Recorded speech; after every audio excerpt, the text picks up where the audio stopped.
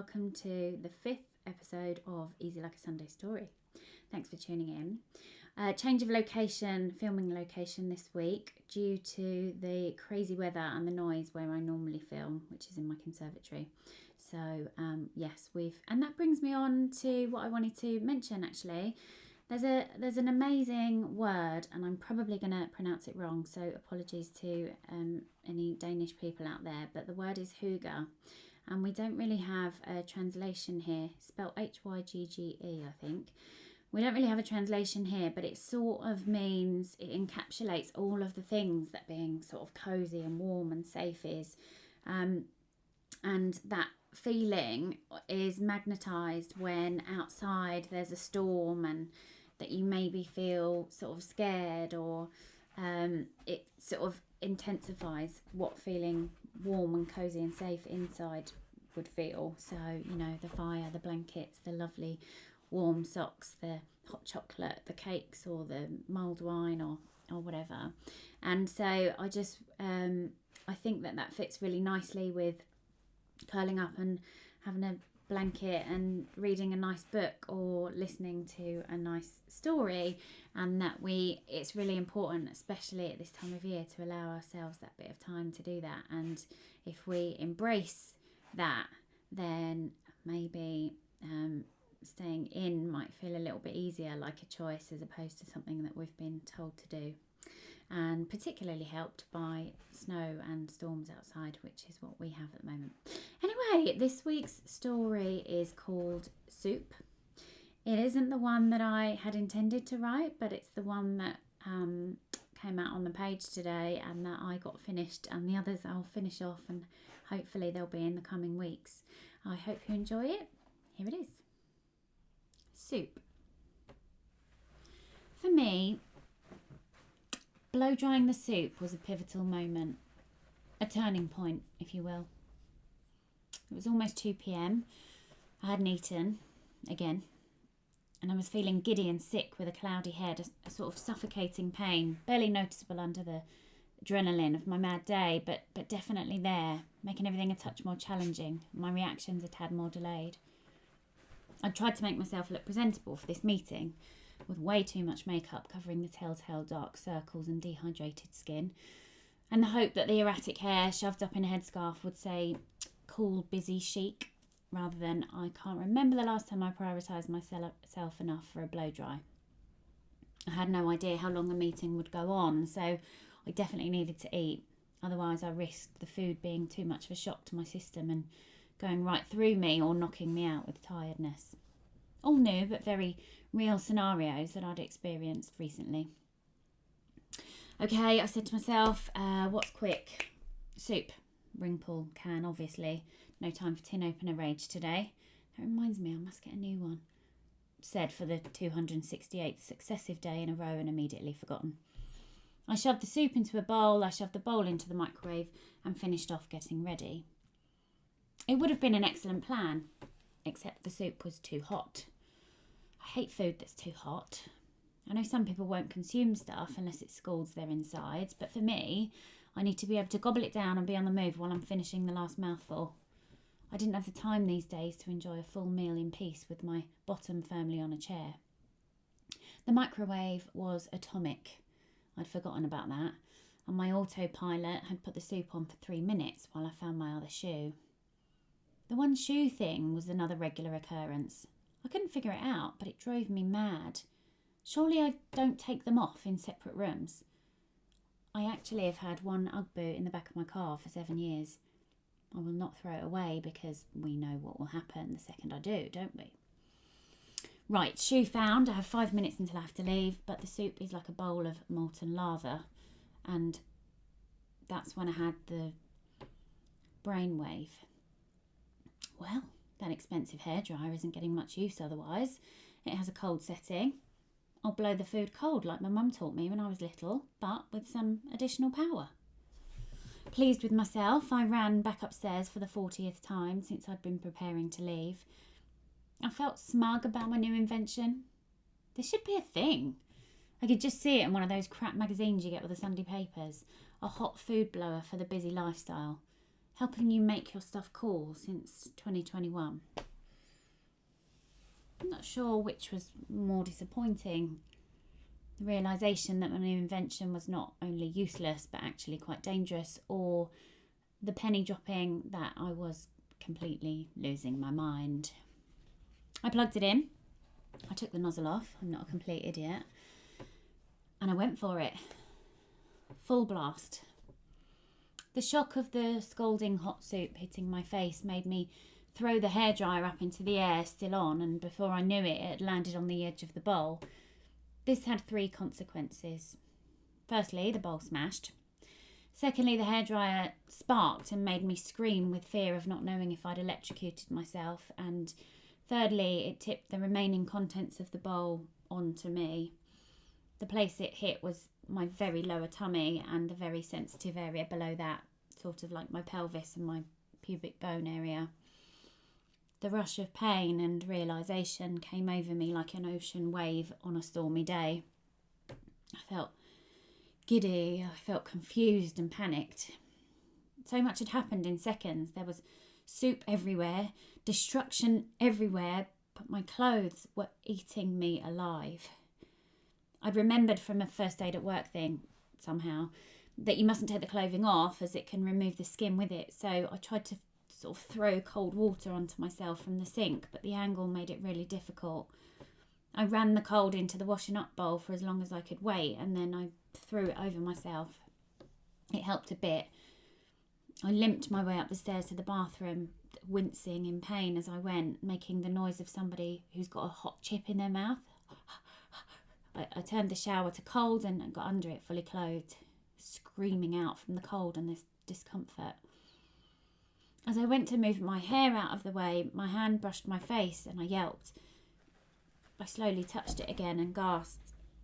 With the shock of the second wave of soup from the bowl tipping over, I'd forgotten or not realised that my face had been burnt from the splashback. I did that thing that children do when they have to go to bed and they don't want to, or their favourite TV programme has got to be turned off. My bottom lip came out. I did a sort of face scrunch, temporary cry, and a leg wobble that expresses sheer frustration. It says, please, no, I don't want this to be happening, but there it is, and I've nothing I can do about it. I shoved my whole head under the shower and let the icy water try to take the sting. It just about stopped me going into a full-on wail. It was unbearable after, I don't know, a couple of minutes probably, and I stepped out. I just let myself drip and shake, trying to work out my next move. I could hear my phone ringing. Shh, sugar, the meeting. I grabbed a towel and I just hugged it and I walked to my phone. Rob, hi, yeah. Sorry, I've had an accident. I think I've scalded myself. Yeah, I don't know. I think it's quite bad. I don't know what to do, actually. And my voice broke. Hard as I tried to hold it in, I started to cry. Oh, I'm okay, really. It just really hurts. Hospital? No, I don't. Oh, okay. Right. I will. No, I can get myself there. St. Margaret's, I think. No, you don't have to. Honestly. Okay, thanks. Thank you. Yeah. I just need to sort myself out, and then I'll leave. I cried all the way there. It probably wasn't the safest of drives. I was still in a lot of pain, and the tears would come in thick floods at every traffic light. It didn't help that I could see my face in the mirror, and red shiny blisters were starting to form. I'd really done it this time. I berated myself for being such an idiot. I was relieved that I'd managed to remove the clothes and replace them with dry ones. I dampened a cotton tea towel and placed them on my middle. Rob had advised me to wrap cling film around me, but all I could think about was that scene in The Full Monty when Dave does that to lose weight while he's eating a Mars bar. I didn't have any at home anyway. I've been trying to reduce plastic, and also I would have been too scared of it sticking when the nurse tried to pull it off. Rob was there when I arrived. I have to say, when he suggested coming with me, it felt awkward and I hadn't wanted him to. I didn't know him that well, but I was really grateful to see him when I got there. I mean, it was his suggestion that I came in the first place. I had no idea what to do, really, and I was in shock, I suppose, so it was just good to have someone there. And I was sure it would be quite a wait. A&E looked busy, even at 2:45 on a Tuesday afternoon. God knows what we were going to talk about, though. Oh, God. He probably wants to still have the meeting, I thought. I bet that's why he came. I burst into tears.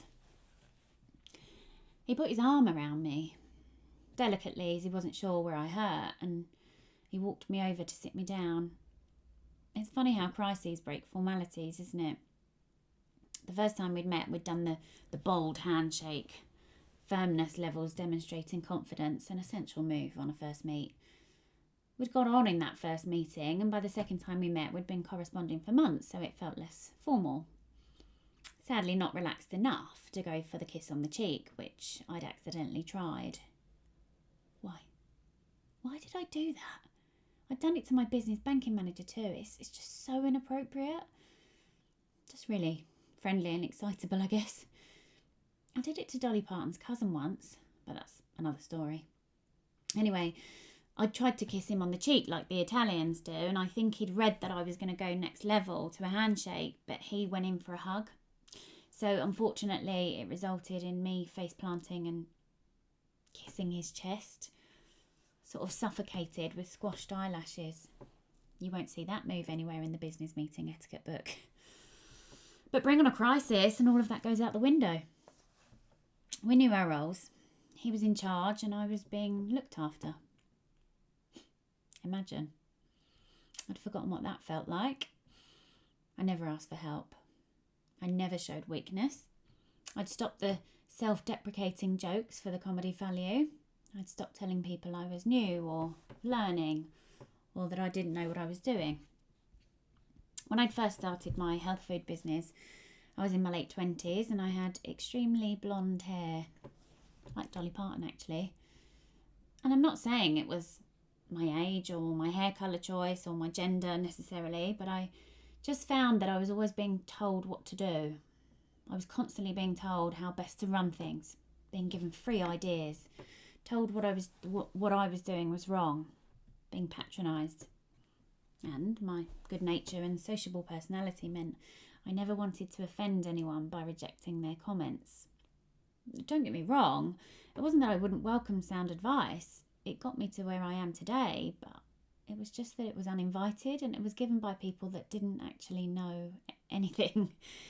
People that wouldn't have made those comments to a taller person, a harder person, or a man. So I learned to toughen up. I learned to say, no, thank you. I learned to say, yes, I have thought about it. No, I shouldn't do that. Why don't you do it? Or, please be assured that I have done the research. There is a thought out and planned reason for XYZ, but I appreciate the suggestion of the first thing that popped into your head though. Thank you. But right now, being completely vulnerable and scared and feeling stupid and not caring that I had black mascara streaming down my face felt sort of freeing, a relief. And allowing Rob to comfort me brought a whole other level of emotion, and I cried even more. Floodgates open. I had no concept of time that day. There were lots of cups of tea and disgusting coffee. The hospital cafe hadn't discovered dairy-free milk yet. Not to be ungrateful, of course. Each round of drinks Rob would come back with were a highlight to break up the day. He'd bring back sandwiches, chocolate and crisps, muesli bars and fruit in an attempt to provide something healthy for me. I had no appetite, but I went straight for the Cadbury's fruit and nut. I needed the sugar. It was a big bar. We shared it. The outbursts of tears would come like contractions out of nowhere, mid-sentence. Rob would patiently wait for them to subside, feeling helpless. Thankfully, they were decreasing in length and frequency. So, about the deal we were going to discuss today, I reluctantly said. He'd been so nice to me, it was the least I could do to bring it up. Absolutely not. We are not discussing it now. You're in no fit state and I won't hear of it, he said. Another ripple of tears fell out of my eyes, which were now swollen with all the crying as well as the scolding. Thank you, I said. He'd put his foot down and I'd let him, and it felt good. Rob came in with me to see the doctor, obviously not for the examination bit. I was so relieved to hear that she thought I would completely heal with minimal scarring. She said it would take time and that we'd done the right thing coming in to be on the safe side. Then she asked me how it happened. I started shaking. I was so ashamed. Needless to say, there were more tears. The words came out in a high-pitched bawl. I've just been under so much pressure lately and I'm not sleeping. I'm so busy and I had a foggy head and I was late and then I forgot to eat and the soup was too hot and I needed to go so I blew it with a hairdryer. Sharp intake of breath before round 2. I don't know what I was thinking. I thought it was a really good idea, but it was stupid. I was such an idiot. The words strung out over sobs, trailing off before I could finish it. Now, I'm sure the situation, if it hadn't been so sad, we'd have all seen the hilarity in what I'd done and had a good old laugh. I certainly would have, but I didn't have it in me. And Rob and the lovely doctor weren't laughing at me either, thankfully. Now, we'll not be calling ourselves stupid or idiot for a start. I think we're needing to look at 2 things here today. Treating your injuries and pain management is one. And I think we also need to look at the stress that you're under. Have you heard of the term burnout, Miss Reynolds? Yes, I'd heard of it. But I explained that it couldn't be happening to me. I'd always thrived on being busy, taking lots on. I worked best when I was under pressure. No disrespect, but you don't know me. This is what I do. I'm driven and I work with health products. I'm actually a really healthy person usually. It's just been a bit crazy lately, but I'm getting on top of it. I love my business. It makes me happy. And I started to cry again. Now, I am sure that all of this is true, Miss Reynolds, but it might not be making you very healthy. And right now, you don't seem to be singing from the rooftops. With burnout, we get the honeymoon phase where we're on a high. We feel elated, excitement, high energy. Then we get the second stage, which is the onset of burnout. Awareness that some days are more difficult than we used to. Then we reach chronic stress. And this can cause longer-term health problems if it isn't dealt with. You might be Wonder Woman, Miss Reynolds, but you are sadly not invincible. None of us are. I thought about the word I used in my argument for my defence. It's just been a bit crazy lately. I found myself saying that a lot. Oh yeah, sorry I haven't got back to you sooner. It's just been a mad day. It's bonkers here at the moment. I'm up against it right now. I said those things a lot. Half with a laugh, like it was something to be proud of. It must be so important and clever to have such things going on. Half saying it like it was temporary and that I believed it would get easier after this thing was arranged or that deal went through. We need to look at getting you some rest first and foremost, which you thankfully need to heal from your accident anyway. But we can also look at some therapies and self-care practices. Believe me, your mind, your body, and indeed your business will thank you for addressing this. That night, I slept for 14 hours. And I slept a lot the next day too. It was like a huge weight had been lifted, like someone had given me permission to rest, put it on my to-do list, made it a goal that I needed to achieve. Rob had so kindly offered me some help to manage things while I took some time out. He knew enough about my business and had some spare capacity on his team, so when I was ready to think about delegating, he could take some of the flack. When I felt up to it, he came to visit. He brought a giant bar of fruit and nut and some flowers and some books. He went in for the kiss on the cheek and the hug greeting, so no awkwardness this time. I made us some tea. So, do you still want to do business with someone who blow dries their soup? I asked, finally able to make light of the situation. Absolutely, he said.